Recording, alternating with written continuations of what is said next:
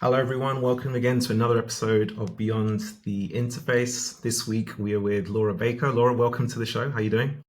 Yeah, good, thank you. How are you both? Yeah, doing great. Thanks. You're doing amazing. Yeah, Same here. great start to the year so far. Look, we just want to say don't forget to like, share, subscribe, to follow our channel. And yeah, we're going to get straight into the show. Laura, I just want to kind of briefly intro you in, right? So you've been working in design for quite a while now, working at some really top agencies, Displace, Fantasy, Live Fearless at the moment as well. So yeah, you've had a really extensive career, and I wanted to kind of really touch on the key thing that you kind of say a bit about yourself, right? So you say that you were going from industrial design, turn UX designer, turn service designer, then accidental leader, right? So yeah, do you want to tell us a bit about that, Laura? Yeah, I guess I can take it all the way back, and thank you for the intro. But yeah, as a high level, kind of started off in industrial design and then moved into digital space kind of 10 years or so ago now. I think it's this year, which is a little bit strange. But yeah, as you said, kind of had been very lucky to work with some kind of notable and wonderful design agencies across UK, US, and Asia, and really focused on kind of leading and building embedded design teams and project work within some kind of, we'll say, like largely highly complex organizations, and across a nice range of industries as well.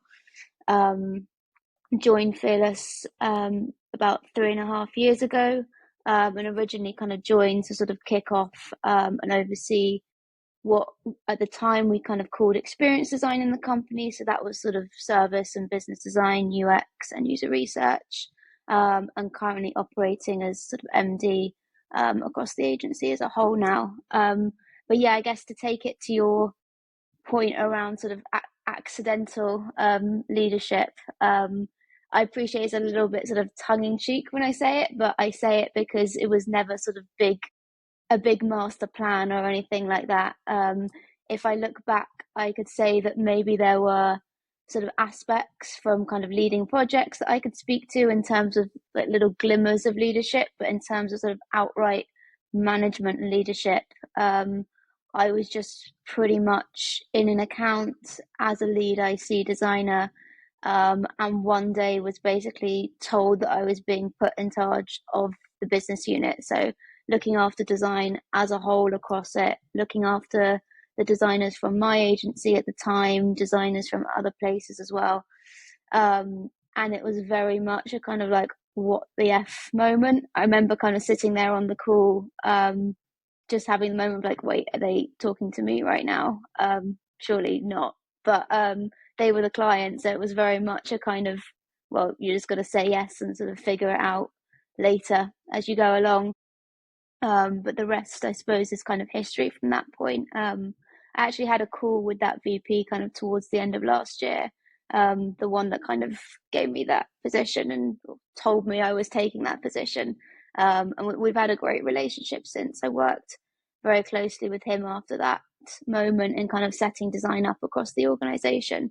But we were talking about it, and I was like, "Look, I don't know if you know because we've never actually spoken about it, but that was actually such a defining moment for me, and you're a really big part of why I am where I am today." So it was a nice reflection point. But yeah, as I said, it was never the plan, at least an intentional one. I've never been much of a planner when it comes to career, so I think I probably just assumed it would happen at some point because there aren't many sort of icy paths. So when you think about progression, typically you just sort of assume management, but it wasn't really an active choice at that time. But yeah, very, very happy it worked out and wouldn't change it.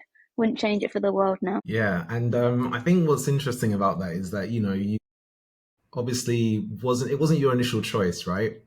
But I guess anyone that's kind of being put in that position, you either sink or you swim. And I guess you could also have chosen to say, hey, now that I've kind of done this, do I want to keep doing this? Was there something that when you started doing this, Laura, becoming that leader that kind of made you think, I want to continue doing this, or I'm actually enjoying doing this? Or was there a pivotal moment there? think there were a few kind of hurdles that I had to get over initially. There were definitely some sort of initial challenges, but I think once I started to work through those, it sort of, I found my place, and I was like, you know what, I actually really enjoy this. And I think a big part of that was a team that I was working with, and I was able to kind of, one of the challenges I think was actually being able to kind of reframe my value.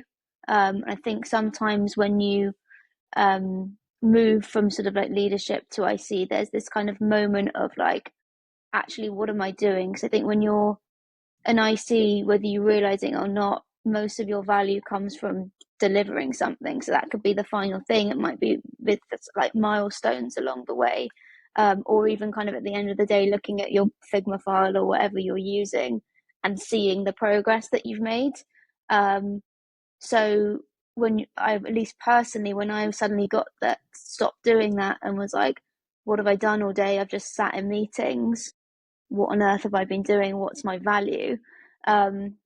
It took a while to actually be like, no, I am adding value. I'm just doing it in a different way. I'm still designing, I'm still solving problems, but I'm not solving user problems now. I'm solving team problems and organizational problems. And once I started to get my head around that, and I started to realize, no, I'm actually really enjoy this new kind of work that I'm doing. It made it a hell of a lot easier to kind of say, no, I'm probably in the right place now. I don't necessarily need to go back to what I was doing before.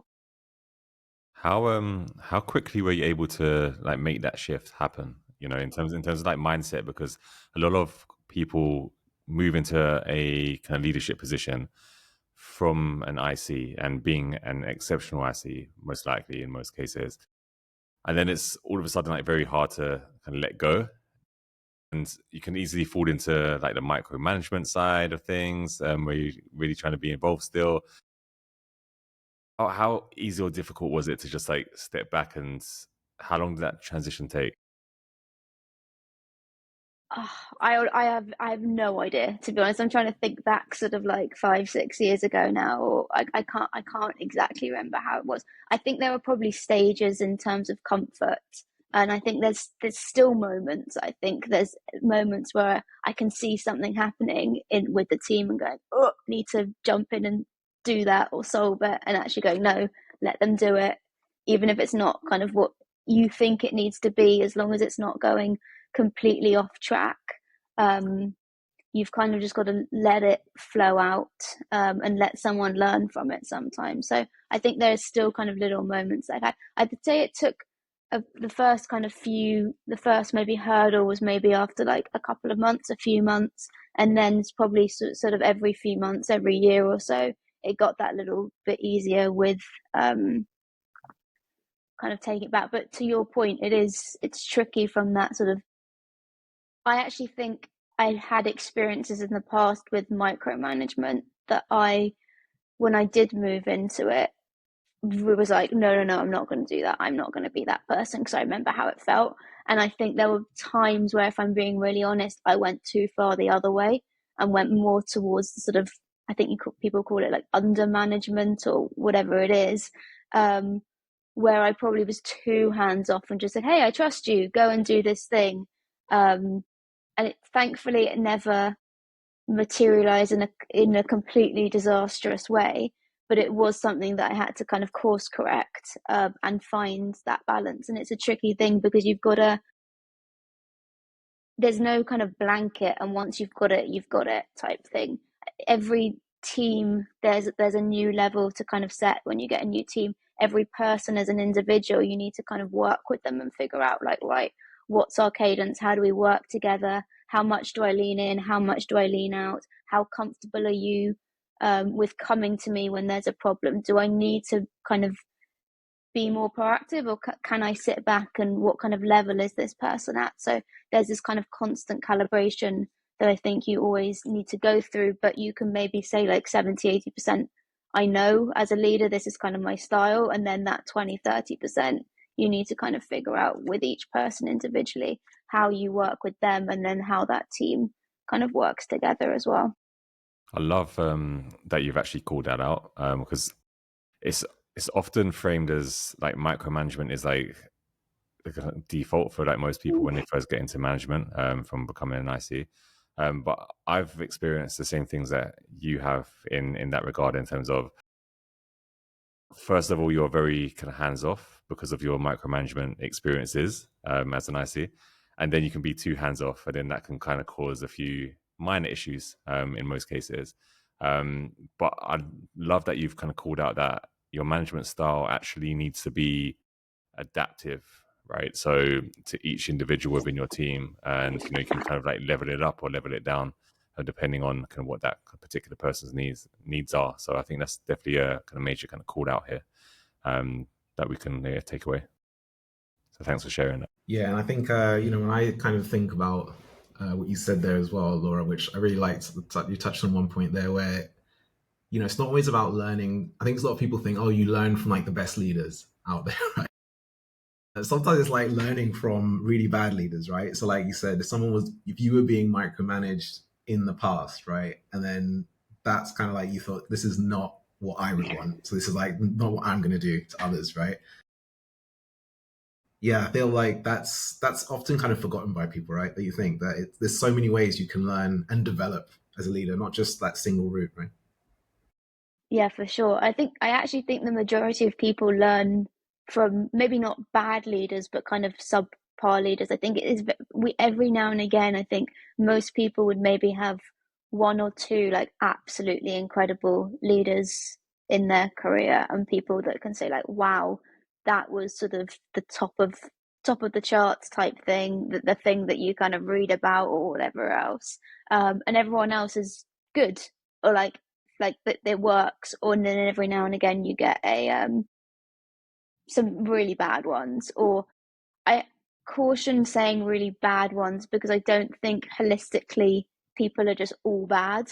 And I don't mean that from a personality perspective. I think that's one thing you've got to separate, is like as a person and as a leader, those two things aren't necessarily the same. But even as a leader, people can still have good attributes to them within their leadership role, even if there's certain bits that are problematic or whatever else. So it's really kind of picking, and I think, yeah, as you say, you can be shaped as much by what you see and you don't like, as you do by what you do like, and you kind of just pick the bits. I think in the same way as a designer, you go into teams and processes and ways of working, and you pick the bits from different teams and environments that you've been in that you like, and you kind of zombie mash up. This is my style and my ways of working off the experiences that I've had. I think the same is for leadership. You pick the good bits and the bad bits, and all of that kind of goes into shaping how you act as a leader and the type of values that you hold and everything else. No, completely. And I suppose like, as along with kind of adapting to the needs of your team, right, and adapting your style to that, you also have to adapt as you kind of advance in your kind of career too, right? So like, you've kind of started out as an IC, you've headed up design teams, like gone from director to global to now MD. Like, what changes come with that additional kind of scope or responsibility? Have you found that you've had to kind of like shift your kind of leadership style, or kind of learn new things, or to kind of level up each time? I think so. I think whether it's a job description, or a kind of a new team, there's always something kind of new to learn and adapt to. And I think it also just comes back, there's all the external stuff in terms of new people, new organizations, and everything. But I think even as you progress yourself, every sort of point that you jump up in terms of your own development point, it's that like new pinch point of your scope is expanded, or your responsibility is expanded, or you've just got kind of more in terms of accountability, for example, and there's this kind of new step of imposter syndrome and challenge and everything else that comes with it. So there's a bit of internal work that I think you have to do as well, just to kind of get that new kind of baseline, and making sure that you're sort of adapting to your own internal voice and insecurity. And maybe I'm speaking too much for myself here, but yeah, personally, just kind of really working through all of that, as well as actually kind of putting on that brave face and putting on the jazz hands for the rest of the team in the organization to go, yeah, it's fine, we've got this, while still kind of navigating that internal battle. But I think what some of those have been, sorry, I've gone off tangent to your question. I think it was kind of just going back to kind of what some of how I've adapted. I think you've got to really think about the people, and I think as you go up, you tend to, well, the old ages, you go from like managing designers to managing managers, right?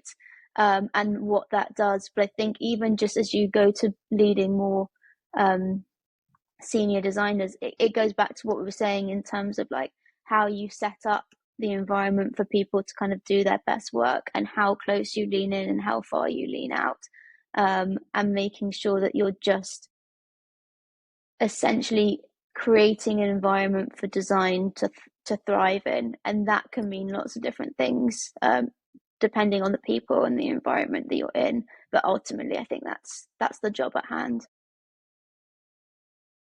Yeah, and yeah, you mentioned some really good points there, Laura. And I think, look, it's definitely an area that you do have to grow in, right? It takes time, and it's just my own personal, time as a leader. It's something that you have to also be conscious of, that you're going to get better, you're going to develop in it, you got to learn things, right? There's no, because every organization is different, like where you, and also every industry that you work in is different as well, right? And there's no like cookie cutter or like template that you can follow, right? It just, and even if you change jobs, it changes as well, right? You're different teams and different setups. So yeah, there's definitely no one size fits all, right?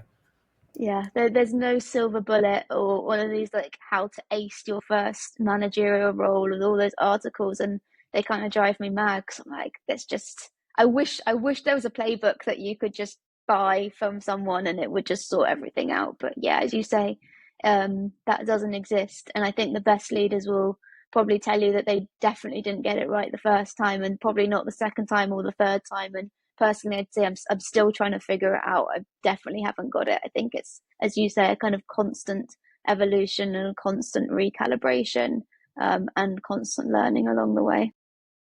100%. And I'm thinking about myself now, and I'm constantly adapting and learning and thinking about my past teams that I've led and what mistakes I made and how I could do things better. And I think as long as you're kind of aware of that and you constantly kind of evolve, then I think that's probably the main thing, really. You mentioned something which was kind of very interesting around, your kind of job effectively is to kind of set up an environment where kind of teams can thrive. Um, but I guess like, what is your like definition of like a thriving team, and like how do you like set up that kind of environment? Yeah, the first thing that came to my head goes, it depends, which is always the cop out answer. Um, but it really, what a team means to thrive depends on the kind of what it what kind of organization you're in, what kind of the setup is, because I think there's two sides to how it thrives. There's an element of thriving in terms of business impact and how much value it offers externally, and that's one conversation to have, and that's going to be very contextual to how you set an organization up. The other side of thriving is really from like a cultural perspective, and how you're looking to empower the team and help them grow and feel like they're doing their best work and turning up every day and really enjoying, the people that they're working with, and building those really great relationships and sort of building that kind of culture of trust and everything else. And I think for that, it's really about just for like getting to know people. I mean, I'd love to hear kind of your thoughts on this as well. But I really think the best thing you can do is just actually really get to know people and genuinely care. And I could think that when you have very large teams, obviously getting to know everyone very deeply is not particularly feasible, at least in a short space of time. But I think you can at least create the conditions for people to get to know each other and kind of build bridges. And I think if you can get the foundations of sort of getting to know each other away from the work, it will make the work and that kind of trust flow, much more easily. Yeah. And then the only other thing I'd say, I think, just in terms of culture, is actually just getting the right people in. leadership especially will kind of set the tone, create energy, enthusiasm, etc. But ultimately, people kind of in general will make and break it. So like every person that comes in and even every person that leaves will kind of change it slightly. So it's really important to think about that in terms of who. And I think one thing that people don't think about is actually just ensuring you're set up to hire well so that you can bring the right people in, and that will make a big difference to kind of the culture that exists and that you create as well.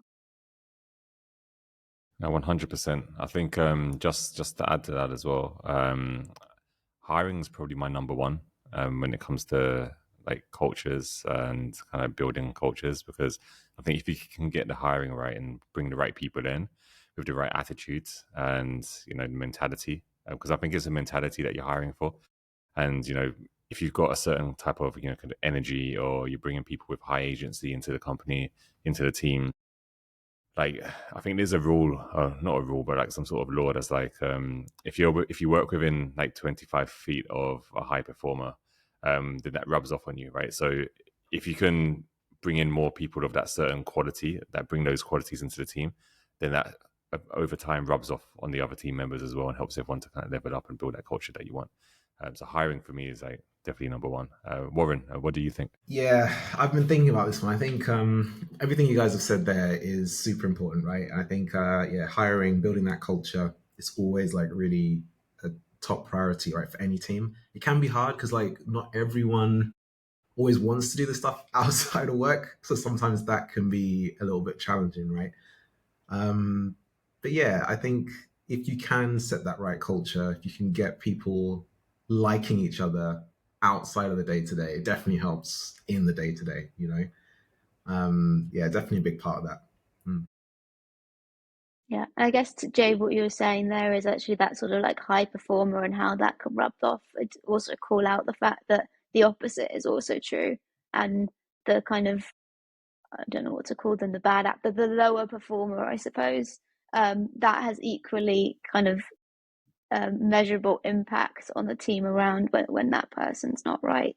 So I think, yeah, hiring super important. And yeah, Warren, I think it's really difficult when you've got teams that are absolutely slammed with deliverables, or you've got, for in our case, the team that's kind of like say, well, I'm all billable on an account, so like I can't make time for this separately, or I've got family and people don't want to do it stuff out of hours. And I think that's absolutely fair. And it's not necessarily about asking a lot more from people. It's just making the most of the time that you do have in meetings. Is it spending this meeting once a week, just putting the work down and actually just having conversations? And I try and give you some examples, like our kind of weekly team meetings. We did a kind of like, God knows what it was called, but it was a really nice exercise where it was kind of like, this is my world, and everyone just dumped kind of photos and timelines and stuff onto it, and everyone had a little space, and then we spoke through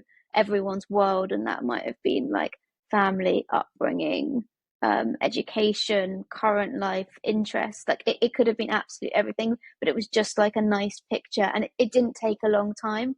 But it was just a really small exercise that, just as I said, goes beyond the work to the person and starts to create bridges. Go, oh, that's the same. I didn't know that about you. And can just start to create those kind of bonds and conversations. So it doesn't have to be huge. It doesn't need to be like massive nights out in the pub or anything else, but just how you kind of facilitate some of those conversations can make a big difference. Yeah, definitely. And yeah, like you said, don't overforce it as well, right? And there's loads of ways you can kind of go about it, you know. So yeah, no, this is definitely some really good takeaways there for anyone thinking about how their team can be more united. We spoke a lot about team though, Laura, right? And we're talking about leadership, as you and Jay both know. A big part of that also is not just the team, but also how you can add value, right, as a leader. And Laura, I've been following you quite a lot on LinkedIn. You're very active there. Actually, you have lots of really. Anyone that isn't following Laura, please follow on LinkedIn, because you'll get some really cool, kind of insightful updates of just open questions, right, Laura? You do a lot of kind of like active questions daily, right? And one of them that kind of really stuck with me was talking about kind of this whole part around visioning, right? And like moving away from being like a feature factory kind of setup, right? And I know that's something you're currently looking at the moment, right? Laura's kind of defining a vision. Yeah. Yeah, thank you for the little plug, by the way. I appreciate it. Yeah, there's a lot of kind of just random like musings that happen on there where I'll have a random thought, and just kind of put it out there, and see what people think about it. So there's a lot of odds and bobs on there. But I think, yeah, in terms of the vision, um, it's definitely been something that I've been thinking about a lot recently, because if I look over the last year in terms of from an agency perspective, the work that I'm seeing coming in for us, the conversations that I'm having is kind of shifting. And it's been, I mean, there's been a lot of kind of service design, design ops, that kind of bit of research thrown in there. But a lot of the conversation has been sort of like vision and growth. And we've just kind of, we wrapped up a project at the end of the year, which was kind of a 3 to 5 year vision for one of our clients. And now we're kind of pulling that back from kind of Horizon 3 and looking at Horizon 1, Horizon 2. What does that look like for them? And how do we use the next few months to kind of influence the roadmap off the back of that? So I think it's a really interesting space. And there's a lot of conversations I'm having right now about vision and design leaders kind of wanting to create that space for it. But there's this kind of battle. I get my phrasing right here.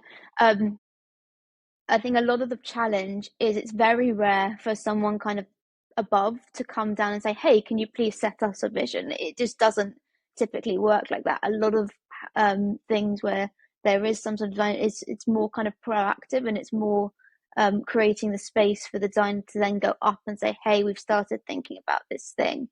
But how do you do that when you haven't got the budget or the team, and everyone's kind of in their own world to kind of make the space to then go away and do this piece of work? So that's why I've been kind of thinking about and talking about vision recently, because in terms of the conversations that I've been having. And yeah, feature factory, I mean, everyone's always going on about that one, right? It's just the notion of design. So it's not, that one's not going away for a while. Yeah, and I think what you mentioned there about not always being given the space to drive that vision. That's something I've definitely noticed as well a lot, Laura, right? And I think it usually is quite top down, right? It's like usually, senior leadership, C-suite level, they're kind of thinking about what's the next area we want to go after, and it almost like trickles down. But then does that necessarily reflect, what we see as a specific design vision as well, right? Because it's very different. Because I think as a design lead, you come at things at a slightly different angle, right? Or you might have a slightly different vision for certain aspects of the product, whatever you're working on, right?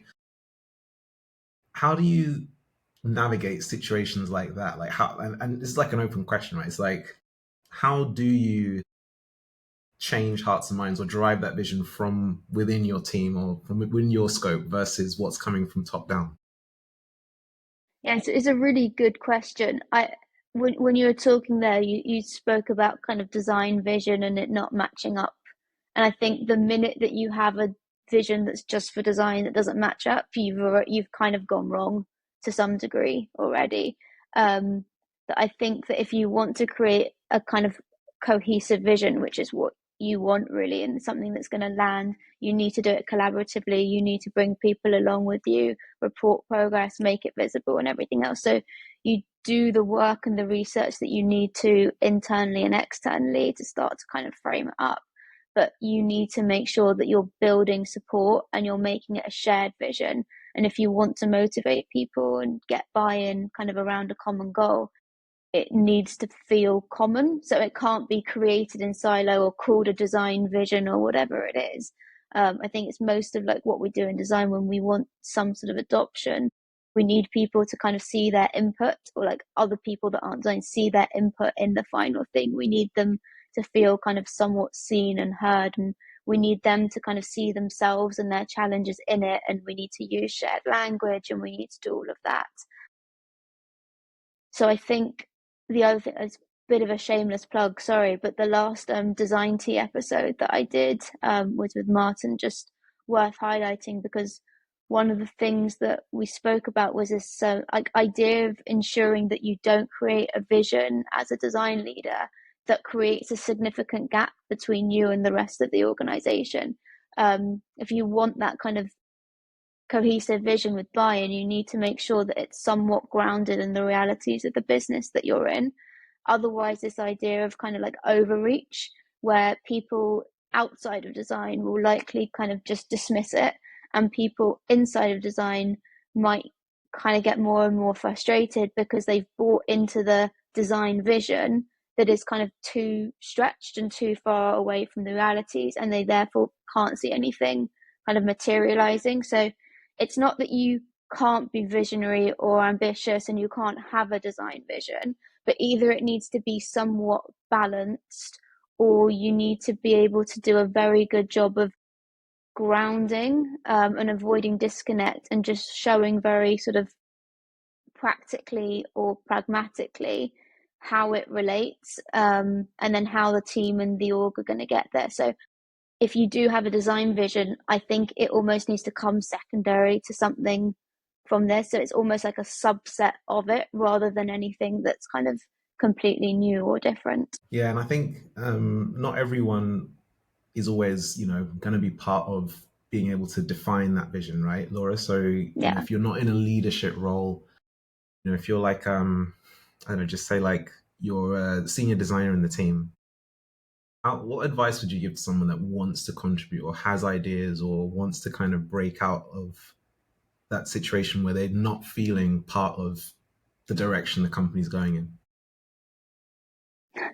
The easy answer is do it. Like, put your hand up and say something, right? It's very easy for me to say. I've been part of like some very good and collaborative cultures, and I appreciate that there's places where it's not so easy to do that. But I think a couple of things. Just share your ideas.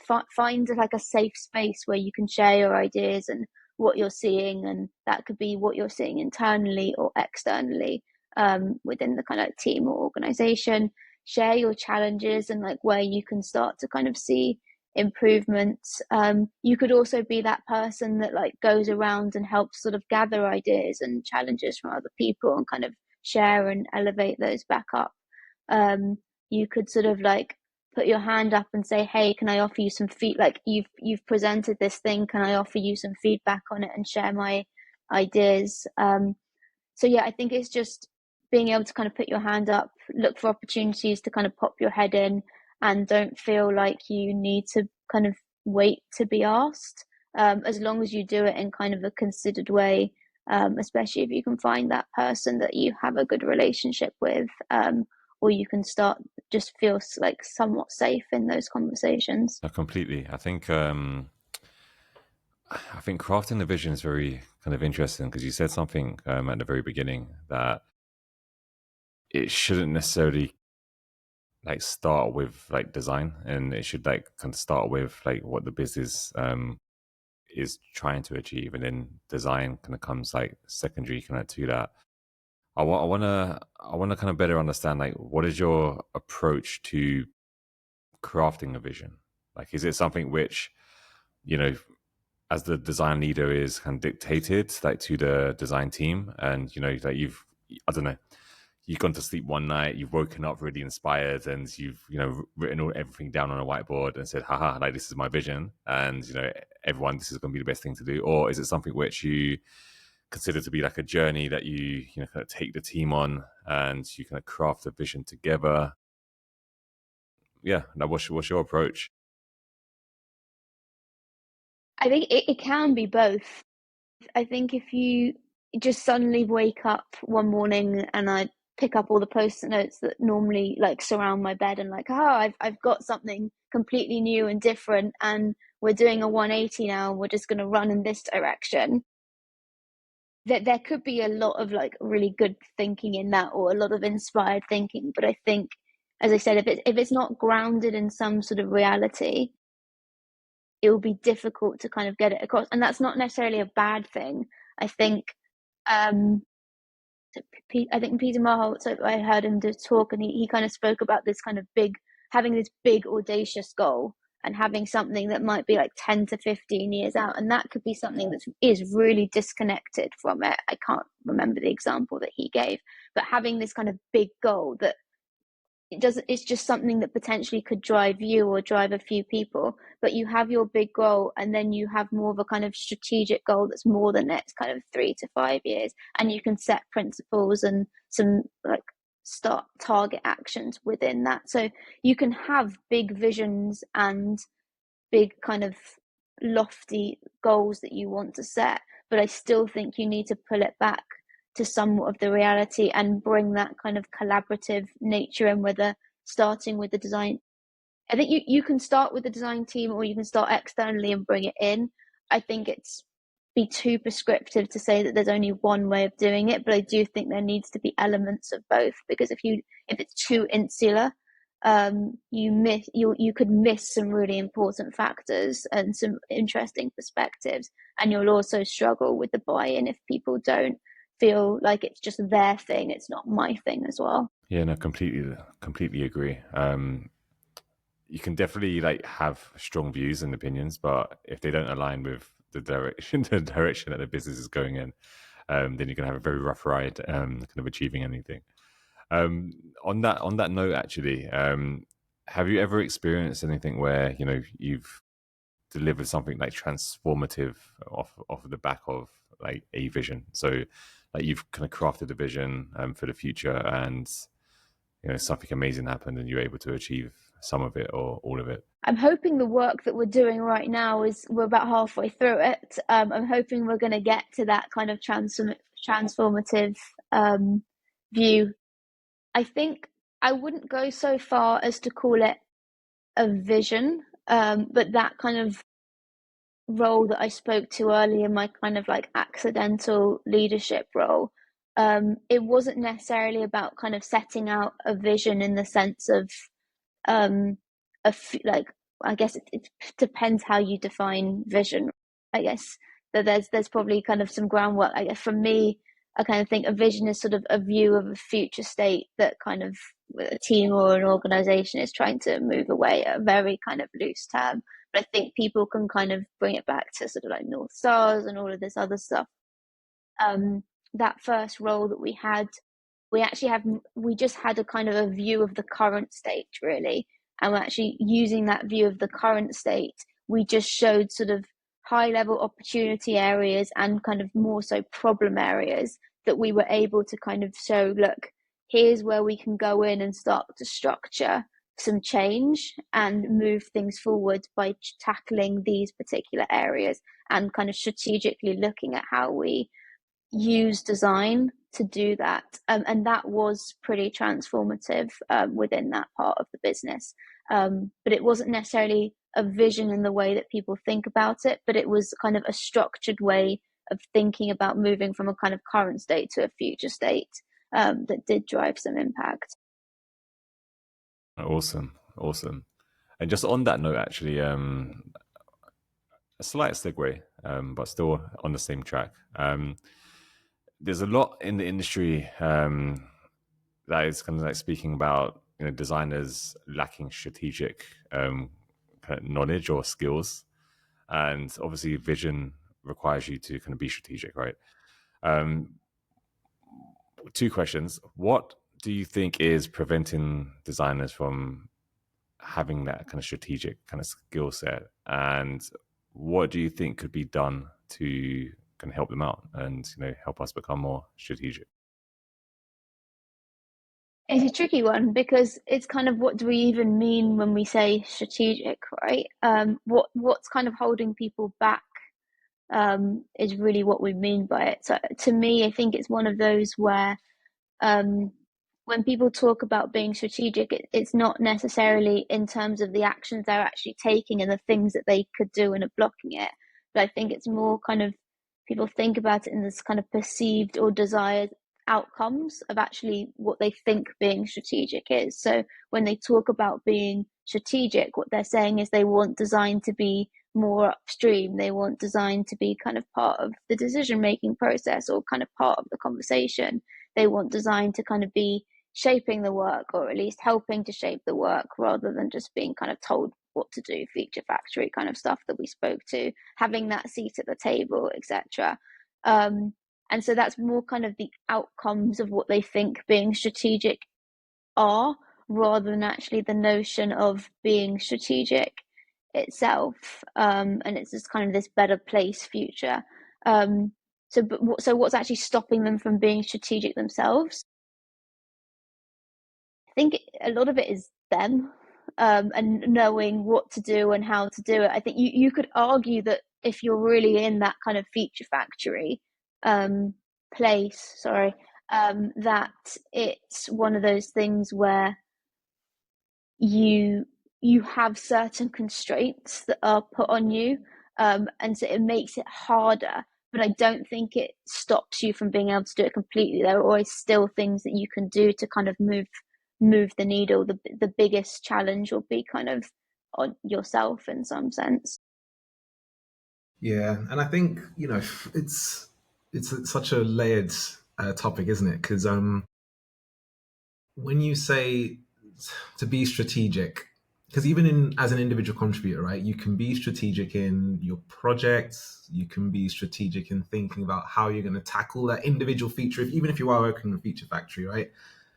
But I think from what I've heard, I think a lot of people, when they say about being more strategic, it's kind of not just doing almost what you're told, right? It's like really thinking about, okay, this is the problem statement. Yes, someone's kind of telling me this is roughly what we're trying to go after here, but could I be more strategic in thinking about how I'm going to tackle it? Or even if it's the right thing to go after, and then do I need to be strategic in the way that I kind of play that back to the business as well, right? And I wonder if it stems, Laura, from this kind of aspect of designers being a bit more, being told what to do as opposed to doing what they think's right. I don't know. What do you think?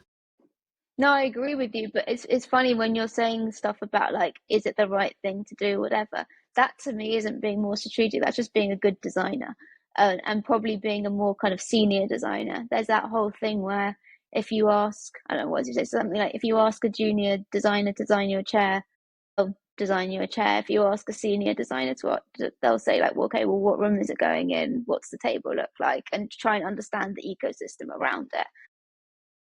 So I think that's just part of design, is knowing, is this the right thing to be doing, and then how you communicate that back and have those conversations, to me is just being a good designer rather than necessarily being strategic. But I think they have got somewhat confused in the sense that people have been in these environments, if we go back to that kind of feature factory, where they've been handed down priorities and they've become executors of someone else's perspectives and priorities. And so when people want to kind of break away from that, they're seeing this thing of, and it's just become this kind of buzzword of be more strategic kind of thing, because it's a different, they see the people that are doing the strategy as the people that are in the place that they want to be instead, if that makes any sense. Yeah, completely. No, I know what you mean. I think, like you said, it is a bit of a buzzword. And moving away from the buzzword side of it, right, and actually talking about, for example, you as a leader, right? How do you define success in terms of, formulating the strategy? And let's talk about more, because I think there's lots of ways we could talk about it, right? But let's focus more at like a project level, like, or even a client side level, So how do you define success then with that strategy that you've kind of put in place for delivering that key project? Yeah, I mean, I think if we're talking about on a project, that there's always a certain conversation that should be had with the client kind of before it starts and then at the beginning of it. Whether just to go back to my random LinkedIn musing, I was talking about project design briefs the other day, and like, does anyone even still do those? And it was quite an interesting kind of threads that emerged from that. I think there's something about when you think about, well, what does success look like? You go, okay, well, what were you even trying to achieve in the first place? And therefore, when we end up, have we achieved what the client wanted or what we think it needed to be? And that all comes from conversations before and at the beginning of a project to actually understand, okay, well, what are we doing? Why are we doing it? What are we trying to achieve overall? And then in our case, when I'm working with a client, I will say, as an individual, what are you looking to get out of this as well? Like, how do we help to elevate you as a person in this business? And what's your kind of longer term goal that we can help to kind of shape? Yes, we're delivering some work, but ultimately you're our sponsor. So we want to kind of make you look good and help your career and everything else. So there's lots of elements of what success looks like. But they're all normally kind of defined somewhat upfront in those conversations. And then we kind of somewhat track them as we go, keep checking in, and then we can kind of review them towards the end to answer your Sorry, question. Jay. I thought, yeah, that's. I thought Jay was gonna ask a question. I thought you unmuted. Okay, so yeah, so I think, like you said, it's working really closely with the clients, right, to kind of define what that success looks like, right? Laura, I think in the past, for me personally, and it's probably been a learning that I've learned, is that getting closer to the client, right, getting closer to the stakeholders, the people that you're aiming to kind of determine that success with, right? That's always a key thing to do, right, at every level.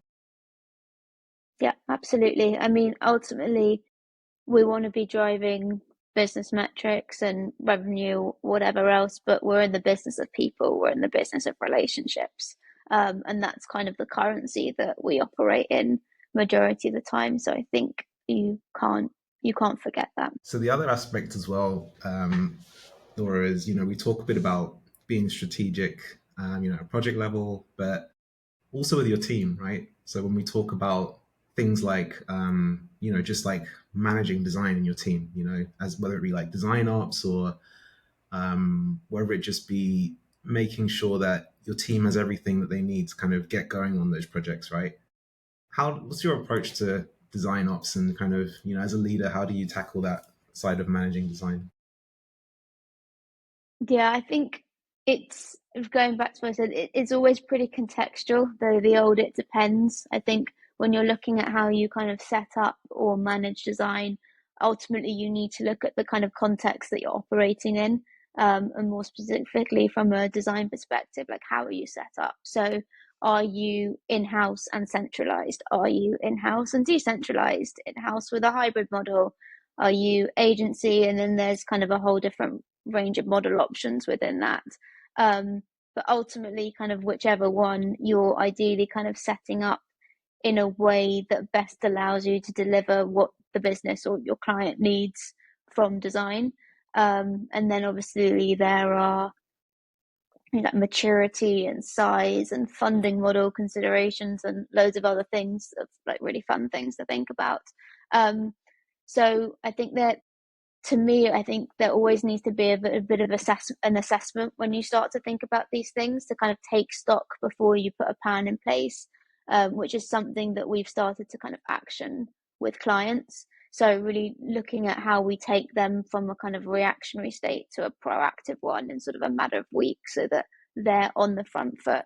I won't go too deeply into that. If anyone wants to know more, you can message me. But just to say that assessment I think is really important, and not just thinking about it as a one and done.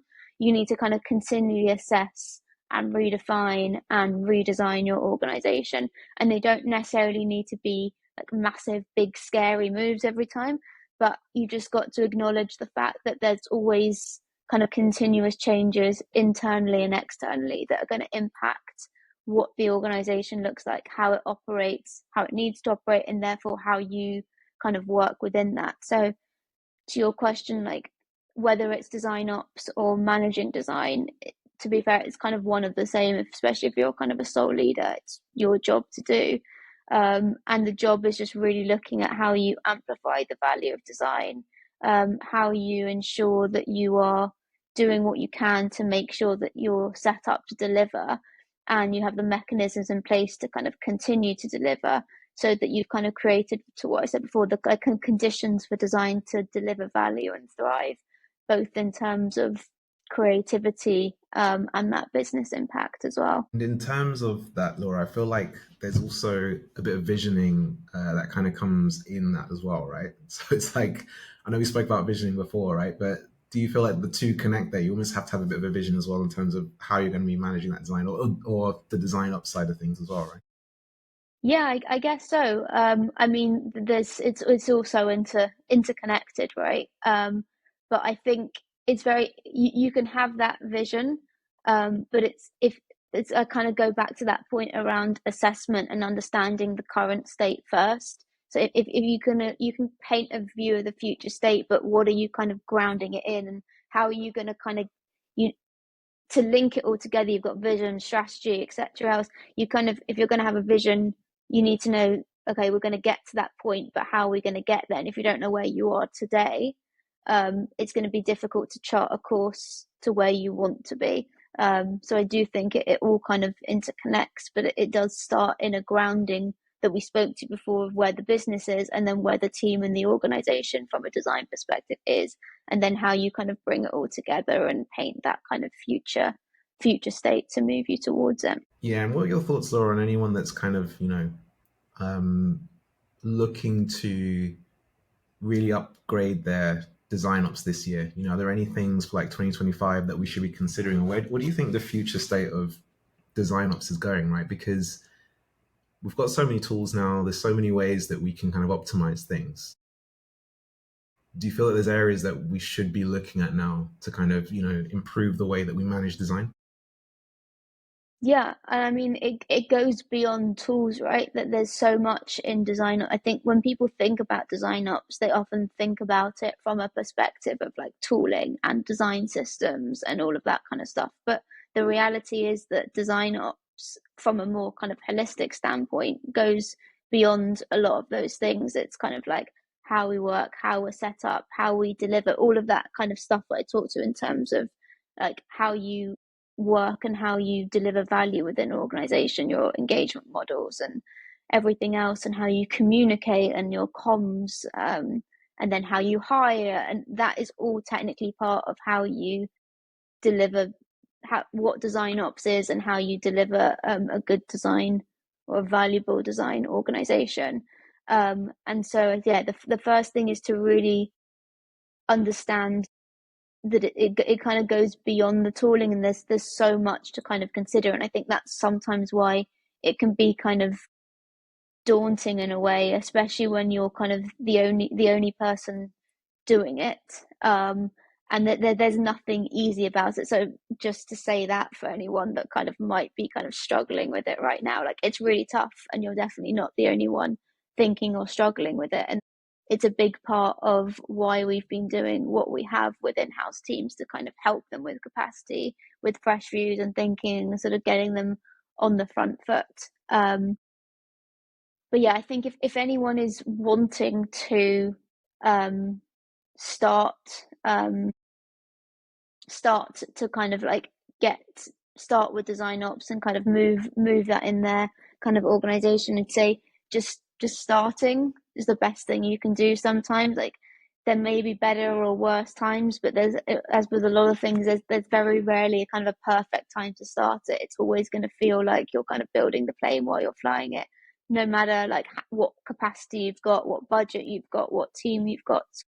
Really just kind of start with what you can do.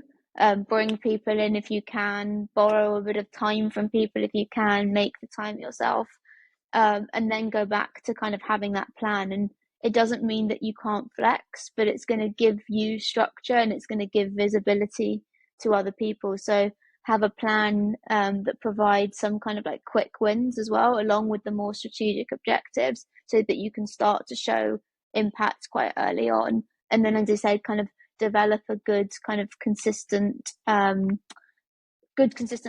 and have an appropriate comms plan, and kind of set expectations around all of that, and it will help to kind of get things moving.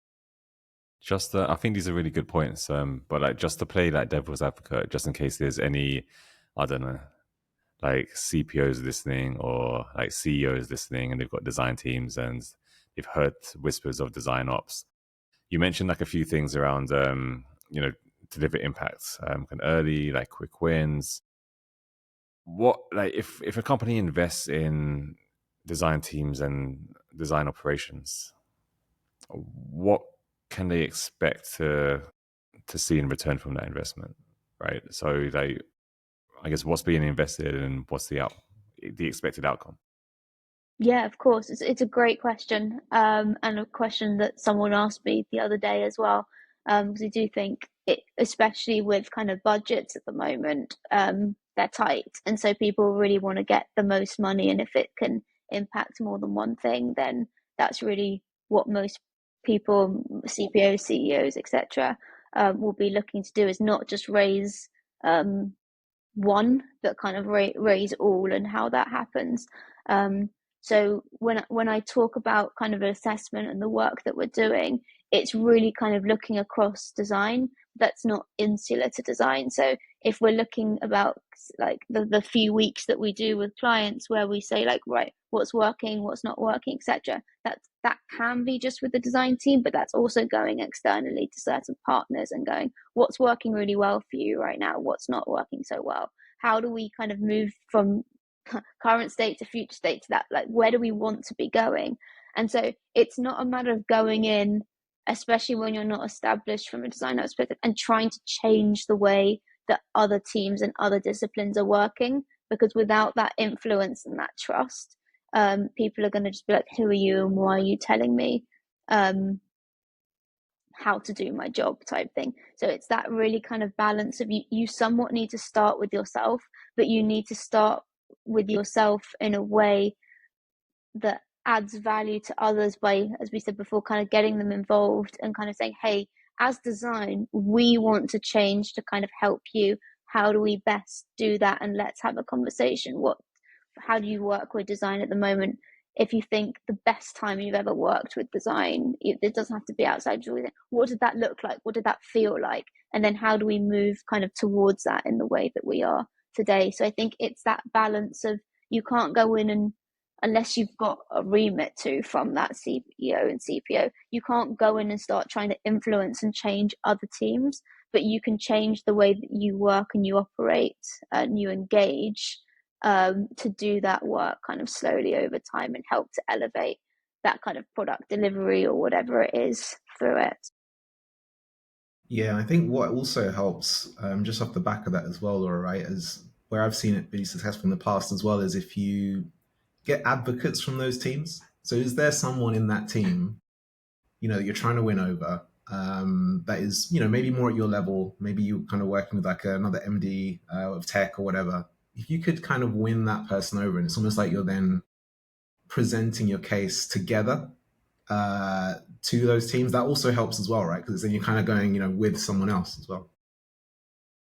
Well, yeah, massively. The more advocates that you can have, the better. Like design will thrive when someone says, "Hey, why is design not in this conversation?" Or "How come we're doing this?" Or like, "Oh, maybe." I mean, again, I'll go back to that kind of first accidental leadership role. We had one stakeholder who was, let's just say, a very big naysayer, starting off, sat on their laptop the entirety of a first workshop and didn't really engage. And it took a long time, but I'd say after a year or so, that person was the one that goes, oh, wait, when are we doing research? Or like, what's happening with design? And like, when you can slowly build those people in that will kind of stick up for you and kind of be a voice in the room even when you're not there, it's incredibly powerful. So I think the more people that you can have on that, and that comes with time, and it comes with almost helping.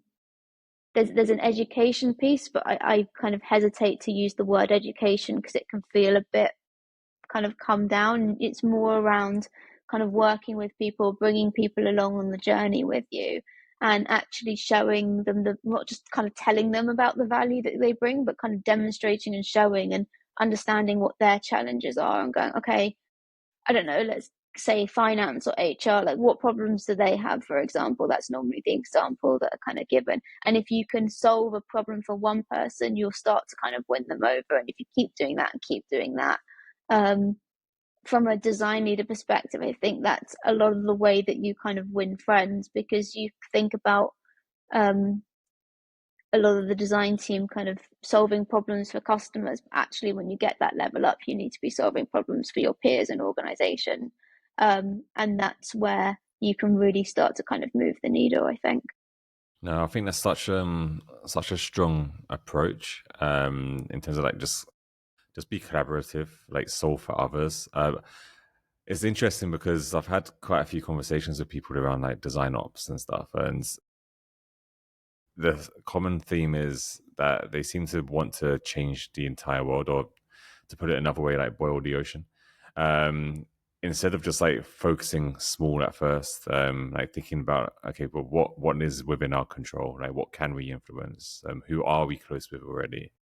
Let's build on those relationships first, and kind of set the precedent going forward. And then once other teams see how these teams are now operating and the benefits that they're getting from it, then maybe they're more likely to kind of come on board. So I think definitely that collaborative approach is probably like the best way. um, we know that in terms of like design ops, we've kind of spoken about playbooks and collaborating with like your kind of tech peers and like design systems and stuff. It's 2025 now, so how do you think things are going to evolve for design ops? Like, what's going to be important? What's going to be less important? What's going to be influential? I think for design, it's going to be quite contextual. But I think from what I can see as a whole, the conversations I've had recently, I'd say there's a lot of like macro opportunity. But I think, if I'm honest, the reality is that in many cases on a more micro level, I'm not sure in how many places that opportunity will materialize. So explain, I think we've all had a pretty rough time over the last kind of couple of years. I think there's still a lot of shit happening, but there are kind of like green shoots and there are kind of signs of things improving. It's sort of like this kind of car going around a bend right now. We've had to kind of slow down to go around it, some more so than others. It's a bit of a janky metaphor, sorry, but the companies that will win will be the ones that sort of adopt the mindset of knowing, okay, we might not be quite done with the bends yet, but we need to start kind of slowly putting our foot down on the accelerator to make sure that we're in the kind of the best position on the other side and kind of coming out of the bend quite quickly. So ideally now is the time to be investing in people, in technology, in foresight, in agility and growth and innovation, etc. And I think that's why a lot of the conversations they said before has been around kind of growth and innovation towards the end of last year. And of course, that all has to be done in sort of a considered and measured way. But I think thinking about your horizons, how you're set up, how the business is leveraging design, etc., is really important. And that's why I say that at a macro and conceptual level, there's a lot of opportunity for design to kind of help organizations pull ahead this year as we go into 2025. But I guess the kind of downer in terms of me saying it won't materialize is, I guess, kind of twofold. Firstly, it takes a very good design leader to be able to have that kind of impact at a time like this and to get that buy-in and to really make that change. And it's just not easy. And maybe this is a bit kind of blunt or downer, but I don't think a lot of places have that type of leadership right now. And then the second point, kind of connected and separately, is that a number of people that have said this to me, like many people are being told that they just have to do what they can with what they've got right now, and that's going to continue kind of for the year. So it might not necessarily be kind of do more with less, but kind of keep going with what you've got and no more. And then that makes investing in the things I mentioned before, like people and foresight and growth and all of that kind of stuff, pretty difficult, because those are the type of things that people typically move away from with that kind of bend in the road, and when things get tough, and they move to things that are a bit more kind of like tangible and immediate deliverables, and operations are prioritized and that kind of stuff. I think it's going to be a really interesting year to see which companies are able to kind of put their foot down a little bit more and really kind of come out in front, and which ones are kind of going to get to the end of the year and find themselves a little bit behind. Yeah, so much to unpack there. And first, I love the analogy, right? I really like that kind of turning the bend. It's a really great way to kind of articulate that the situation that we find ourselves in. And it's interesting because you're 100% right, Laura. I feel like I'm seeing this across the board, right? Different people I speak to, different companies, we're at that pivotal moment now, aren't we? You know, coming to the first point, I want to start with the first point you mentioned there about design leaders needing to, you know, be that pivotal force in the organization to kind of help turn that bend. Do you, and look, I'm just speaking out loud here, but why do you, yeah, I'll ask you the question. Why do you think that we don't have people capable at this stage of doing that, right? Or why do you feel there isn't enough people able to kind of, you know, create that pivoting moment? I mean, this is very, I guess, anecdotal, right? I can only speak to my opinion and to the conversations that I've had. But it's just the kind of sense that I've got from people and the conversations that I've had and kind of from looking out.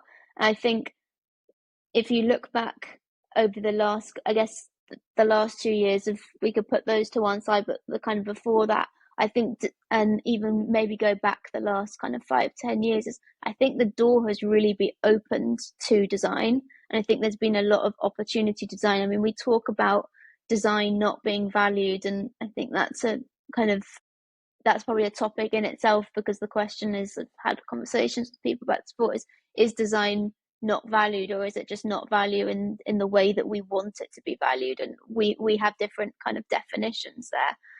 But I do think that in a lot of cases the door has been open to design. We just haven't been able to take a step through the door. And if we have taken a step through the door, or if we've got to that seat, or whatever you want to, however you want to refer to it, we haven't been able to kind of step up and remain there and show that we have a place. And I say that we, very holistically, very on the most part, but we haven't been able to drive the change that I think we could have.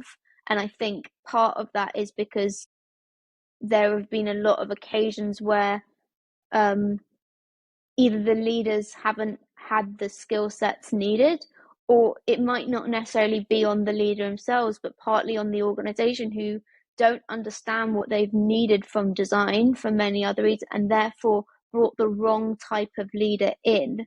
And therefore that's had sort of a negative knock-on effect. So just try and give an example.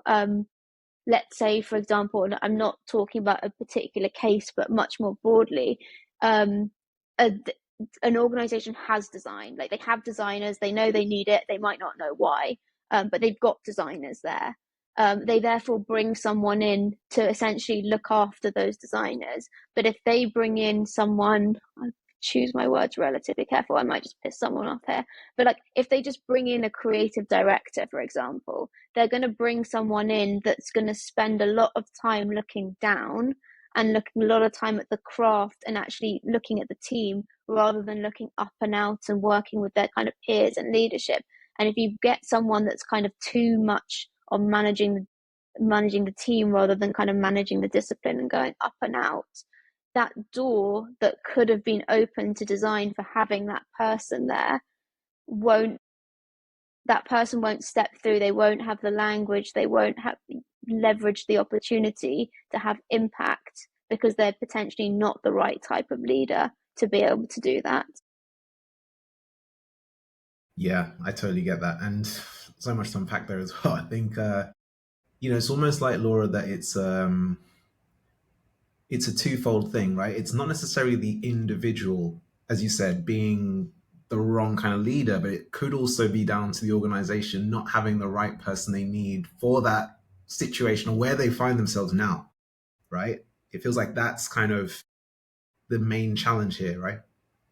Yeah, there's definitely a lot there, and I think, yeah, there's needs to be more of a recognition from kind of two sides. One, that there are certain phases that an organization will go in, and different phases from a design perspective will need a different type of leader, and kind of separate but kind of related to that is the fact that I've kind of said before that we talk about specialism at an IC level, but we don't talk about it at a leadership level. We talk about it kind of very generally. But when you look at what it takes in terms of leadership and all the different aspects that there is to leadership, you might find unicorns in the same way that you find unicorns at an IC level. But most people will be a certain type of leader and therefore lend themselves not only to a particular type of organization, but an organizations that are a particular stage of their design maturity or whatever else.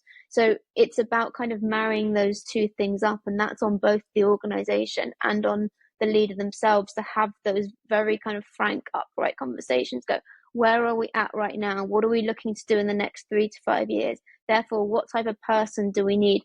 Do we need that? Are we at the very beginning where we need more of that evangelist and jazz hands and someone that's just going to get people excited and put design on the map? Or have we already done that and now we need someone that's going to be able to kind of operationalize and scale that and take it to the next level? And in most cases, those are two very different people.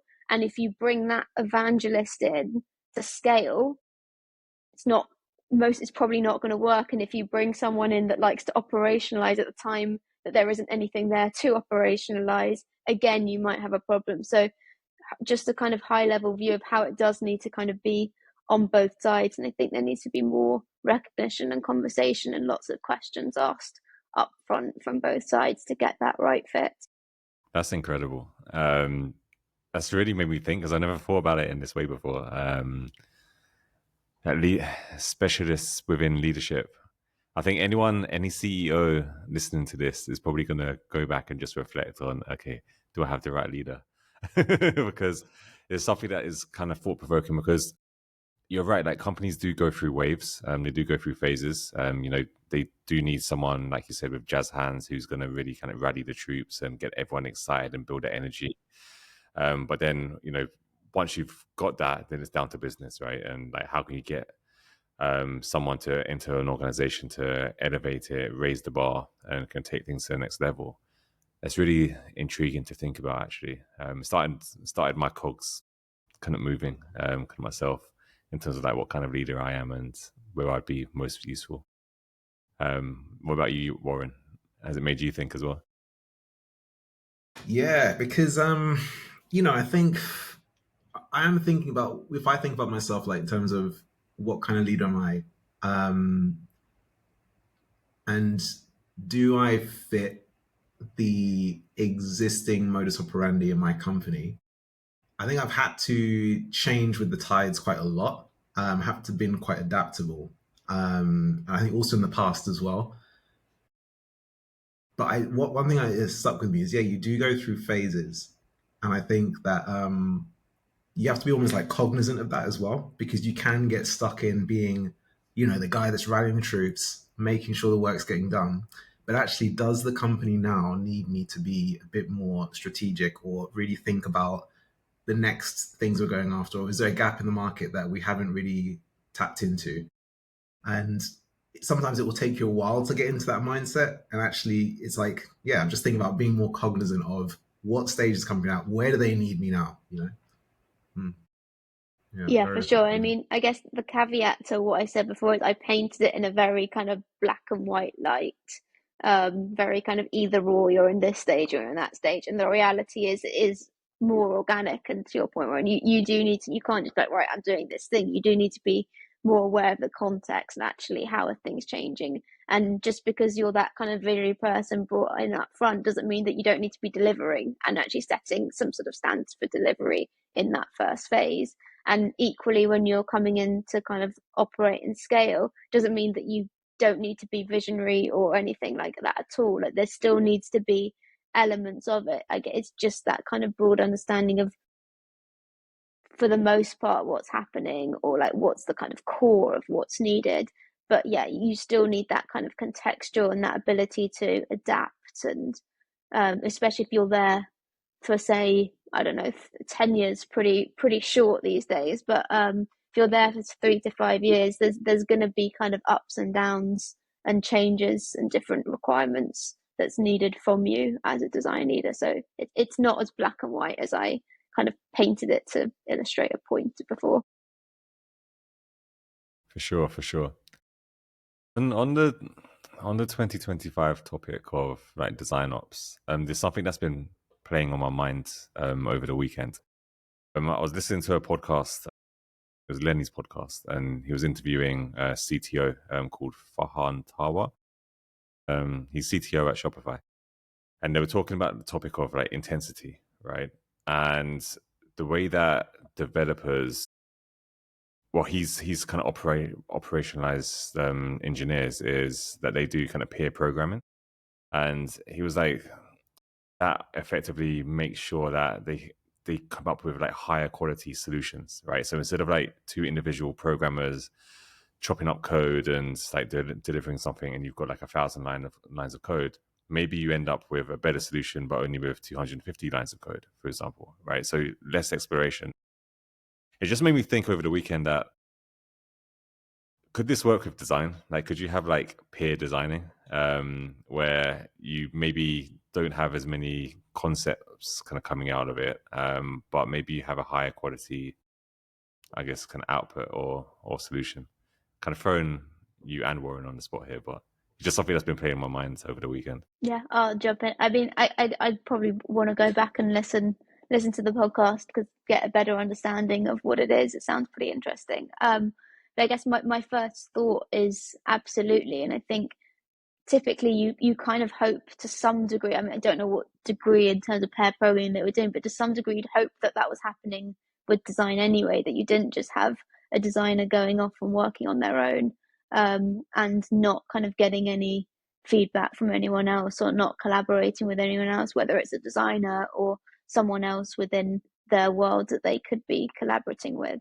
But I think that also comes back, design ops, design leadership, design management, whatever you want to call it, to how are you setting the foundation. So if you've got a number of designers working on the same thing or the same product area, then you hope that collaboration will kind of exist quite naturally anyway. If you have designers quite typically that they're working on their own in their own area, then how are you kind of setting up more purposeful ways for them to collaborate? So are you saying that you have design crits, or you have blocked out time, or how are you enabling designers to kind of come together and share and collaborate? If that's not, I suppose, in the same way for Shopify, they're creating that kind of pair coding environment. How are you doing that? To give you an example, one thing that we did in the account a few years ago now was working more as a consultant pre-fearless in an account, looking after a design team. It would individual designers working across multiple products, but all within the same kind of portfolio area. And one thing that we did, part as a way of pushing the design system forward at the time, and part to get that kind of collaboration aspect and move the products themselves forward, is I think I got agreement that I can't remember if it was once a month or every other Friday now, but the designers basically had half a day or a day out of whatever they were doing. So that group would come together and they'd pick an aspect like the navigation, for example, and they just reimagined it, and they did a bit of a kind of like design hackathon on that one particular thing. And they had ideation, and then they'd go out and they'd try and do quick testing, and then they'd come back and they iterate it. And they just spent that half day or day working together, coming up with new ideas and helping to push things forward. So I think if those things don't exist naturally, then it's kind of, I think there's so much value in it, Jay, that I think, yeah, then that's kind of your job to kind of understand how you can set those conditions. But yeah, I definitely go back and listen to that episode, and I might have a more informed answer for you Yeah, after that. I'll definitely share it because it was just kind of quite thought provoking, because I always knew that there were engineering teams that operate in that way. So ultimately, they share one device, right? So they've got like one screen. They're both sat next to each other, and they're both programming together, like in live, similar to that how some designers may work today in Figma. But I think the whole crux of it was that instead of designing or kind of creating solutions kind of separately and then kind of bringing them together, designing pieces of the journey separately. They create the solution together. Right? The best way to put it is like a constant critique in a way, right? So instead of waiting for these gates to happen that you have to kind of pass through, you're constantly challenging one another and your ideas as you're kind of going through the creative process or the engineering process. And then ultimately that leads you to a better overall solution that gets kind of built ultimately. So I was kind of wondering if that could work with designers working kind of more kind of side by side. And yeah, I don't know. I'm still thinking about it. Yeah, and I think Jay, it's interesting because it does kind of come back to that whole budget thing as well. Right? We're trying to like also kind of think about like how we reduce the budgets and how we kind of make ourselves a bit more optimal. There's also ways that you can kind of really think about it, right? As well, And yeah, Laura, I did actually also, off the back of what Jay was saying there, I wanted to kind of also touch on that budget piece because I know that was something also that you were speaking about earlier, right? That when we get to that turning point of that curve, and we're seeing now that as I think it's hard to get the buy-in right nowadays for more budget for design or more headcount. Are there any ways or practices that you've been thinking about in terms of either one, working with what you have, or two, finding a way to get that additional budget, so that you can deliver what you want to deliver or deliver that vision that you're trying to deliver? Yeah, it's tricky because as I said, it's there's not a lot of it flying around. I say there's not a lot of it flying around. In a lot of cases, when there's something the business wants to do, all of a sudden you find that there's money for it somewhere, but it's not necessarily easy to unlock it. So I think it kind of goes back to what we were saying is you've got to look at your own agenda and what you want. And you want headcount for this thing or that thing, or you need budget for this or that.